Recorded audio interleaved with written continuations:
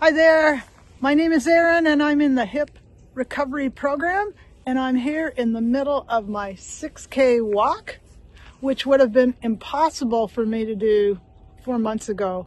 The program's changed my life. It's absolutely amazing. If you stick to it in complete detail, I highly recommend it. And now, let's take you over to joint effort.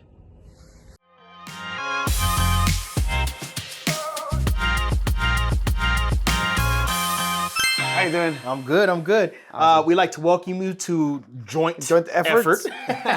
Thank you guys for tuning in again. Dude, this one, I thought this one was a little spicy, man. Yeah. This is something that when I see it all the time on the YouTube comments, specifically.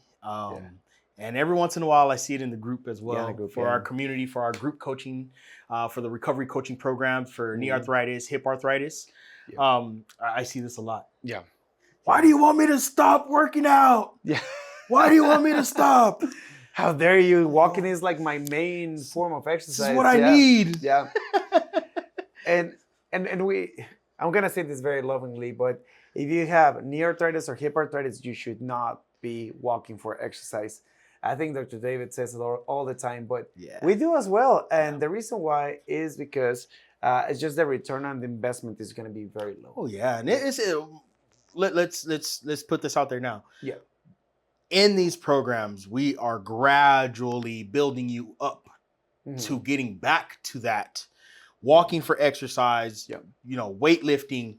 We want you guys to live those lives, but in the very beginning, might need to hold off or exercise. Just to really make a dent in your recovery progress. Yeah. So let me start with what brought this conversation up. So I've been having some conversations with people that have concurrent problems with their arthritis.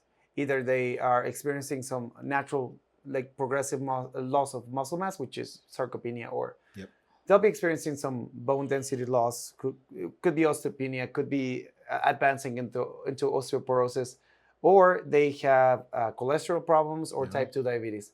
Very, serious issues that they should be treated. They should be taken seriously. But if your joint cannot tolerate exercise, that should not be the main treatment that you do right now. Like, exercise. You gave a lesson a few months ago about that, man, and you had a line that just stuck with me. The way you put it was like, if you're unable to walk for 5-10 minutes without your joint pain or those symptoms of your arthritis kind of showing up, then you're not even walking long enough to see any kind of aerobic benefit from it. So can you expand on that? I thought that was just that. That was cool, man, because it's true. No, thank you. Any physical activity has a threshold in which it's gonna become useful. For example, walking tends to get you in that aerobic zone when you have been walking for a while. It depends also on your physical fitness levels. For sure. However, for most people that have been sedentary for a while or are active but not quite strong, you're not gonna be able to walk enough to get good cardio out of it. Before your joint gets irritated. So this might seem like too logical to say, but sometimes we can, when you're in pain, it's kind of hard to be rational all the time. Yes. So, and I've experienced this myself too. Like, you have experienced this yourself too, whenever you've been training for a competition or just exercising for the sake of exercising. There's some specific activities that are gonna get you flared up, but there's also a benefit to the physical exercise you're doing. However, if you can't even get to the point where you're reaping the benefits out of the workout, out of the exercise, then all you're doing is irritating your joint, and that's it. You're irritating your joints with zero gains. So I had one of my clients ask me if should I force it? Should I walk regardless? Like I want to get in good physical shape. Should I walk anyways if I'm hurting? Because I know that walking does wonders for my health. And I say, yes, It's healthy. Walking is healthy. Correct. However, if you can't even get to the healthful range of walking, then you're not really doing anything. You're just digging a deeper hole by irritating yourself more, and then you become more sedentary. That's a slippery slope that nobody talks about. That is very true. Or some people do talk about it, but you're not thinking about this because this becomes sort of a snowball. Like you do very few physical activity, and then you go overdo it, and then you're in pain. Then you do less, and then that cycle just pain repeats. cycle. Exactly, until you are completely sedentary because you associate moving with being in pain. Yeah. If you were more gentle about it, if you were more progressive about it, then you would, instead of just walking for exercise, you would be doing some exercises that can target specifically your joint tissue. Just to give you one, for example, like you have hip arthritis or knee arthritis, you're working on your glutes. Right. You're doing something like a mini squat or something like a mini bridge. If that doesn't irritate you, okay, that's where your treatment is gonna be, and you need to do your exercises. But I hear you guys when you talk about your other issues. They are important to be resolved, but there's a time and place. And first, you need to get yourself up to be able to move without irritating yourself. Now, what's your take on someone who tells you, but Coach Jay, the doctor told me I better be lifting a little bit of weight because I have osteoporosis.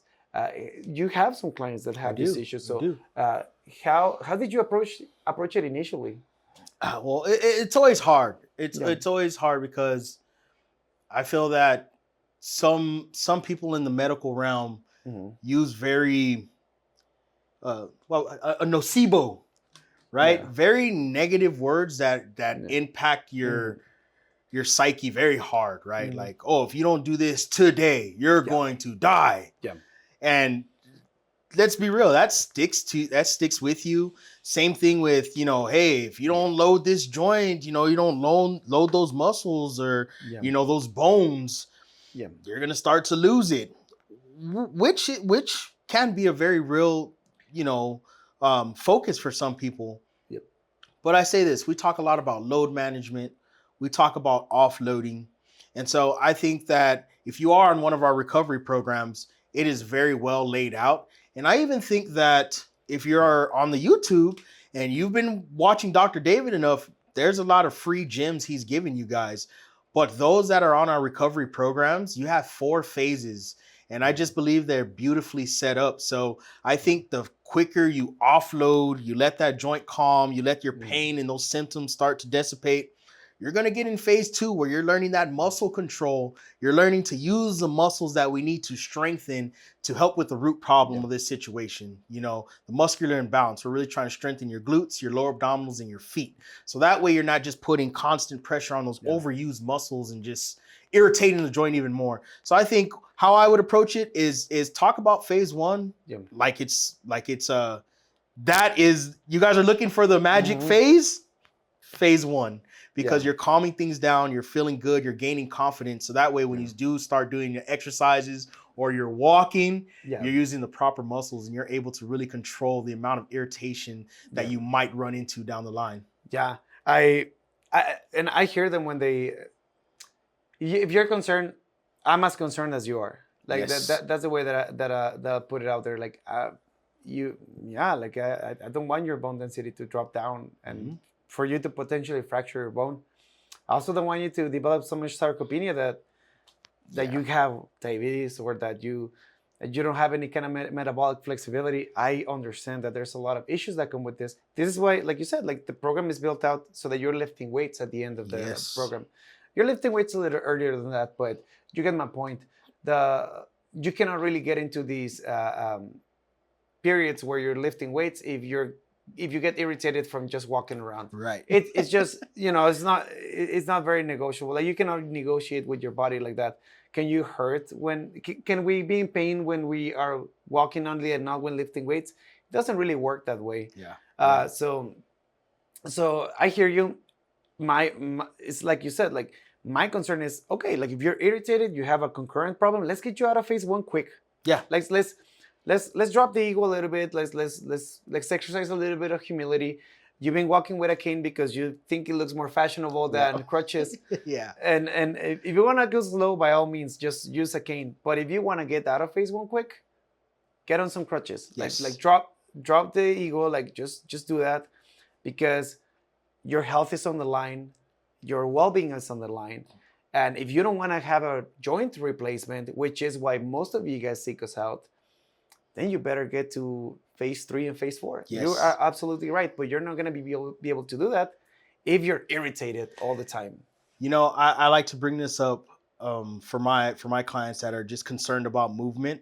Yeah. So in phase 1 of each of these programs, you have hourly movement. Yes. Like very gentle, very easy on the joints, but movement nonetheless. I feel that if you're consistent with that and you are doing these things on an hourly basis, you're getting more than enough to keep your body flowing, right? So that way, when you do get into these exercises, you're actually moving a little bit better, less stiffness, right? Who wants to walk a mile with a limp?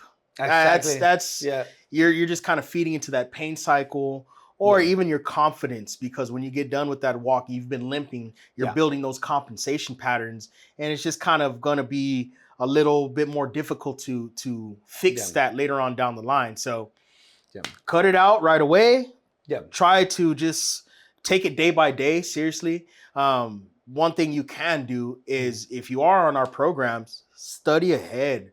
Watch the programs, because all the questions or the doubt that you have while you're kind of in that irritated state, like you said, you're not really thinking, you're just kind of acting on impulse. I think that a lot of that will be calmed by studying ahead and seeing what you are going to be doing by the end of the program, you know, phase 3, phase 4. You'll be getting back to lifting some weights, and then that's when we get the people like, oh man, you're asking me to lift some weights now? Yes, it is coming. So try not to stress too much in terms of general fitness. Like I said, there's plenty that you can do that won't irritate your joint. You just got to find the right combination of exercises. Yeah, it'll come back. Like that's the main point here, that if you're coming off of a period in your life in which you were getting in great shape and all of a sudden you got diagnosed, it's a bummer. I get it. Like nobody wants that. Nobody wants a setback. But take it as an opportunity to fix an imbalance that you've been dealing with for years. You just happen to uncover something. You just happen to uncover that maybe you had an unresolved meniscus tear, or maybe you had a ligament issue that you never really fixed. So working through it, it's gonna allow you to get back into your weightlifting, into your running, into your pickleball, whatever it is for you. But it is important, and we hear you. Like we're strength coaches in the end, and we want to coach you through some barbell exercises. We love that. We would love it. We can get you to doing deadlifts. We can get you to doing some squats. I mean because we know how beneficial and how helpful they can be especially for older populations. But let's work one thing at a time. Don't shoot yourself in the foot. Do your treatments. At first, do your treatments. This is all about treating your muscle imbalance. I love that. You mentioned it earlier, and I think it is. Can you emphasize that a little bit? I need to. Treatment versus treating this like an exercise plan. Exactly. Yeah. There you go. I love that, man. That's something that I did have to clarify today, because we get two types of crowds here. Maybe 3 types of crowd. Like most of you guys are here because you don't really trust what your medical professional told you before. In terms of your arthritis, there's many other things in which you should trust them. but sometimes they can be a little quick to instead of going from management to just cut out your joint and replace it. Yes. Cool, but we do get a little bit of the crowd that we're avid exercisers, and when they look at our program, they want to look at it as a strength and conditioning kind of program, because it has these elements of barbell lifting in the end. So there can be a confusion, and I don't want you to be confused if you're one of our members. We are in a treatment program. We're treating your muscle imbalance so that you can fix your arthritis, your osteoarthritis. The goal in the end is to treat your problem so well so that you can get to doing physical fitness specific Yes. programs, but not right now. It's important that we clarify that all the Yeah. time. You need to get stronger, but you need to get stronger in the sense that you have an unresolved issue with an underlying muscle imbalance. We need to fix that first. Yep. Yes. That's beautifully said. Thank you. I love that. This is treatment, guys. This is treatment. And trust me, once you start getting into the phase 3, it gets even more like specific to what we call the sport of life. Yeah. And then phase 4, man, you're getting strong, you're protecting your joints, and you're maintaining all the gains or the the benefits of your treatment plan. And so we want to see everybody get there, guys. Yeah. And I think this is a very good way to get there. It's nonchalant. Everything's written down for you. Yeah. There's videos explaining stuff. It's so easy to follow. I think you just got to break that ego a little bit, buckle down on what's working, and you will get back to those long hikes and walks. Yeah. I promise you. Yeah. Coach Jay. Hey, man. That was a good one, one, brother. Pleasure, my brother. Yes, sir. We'll see you guys next time.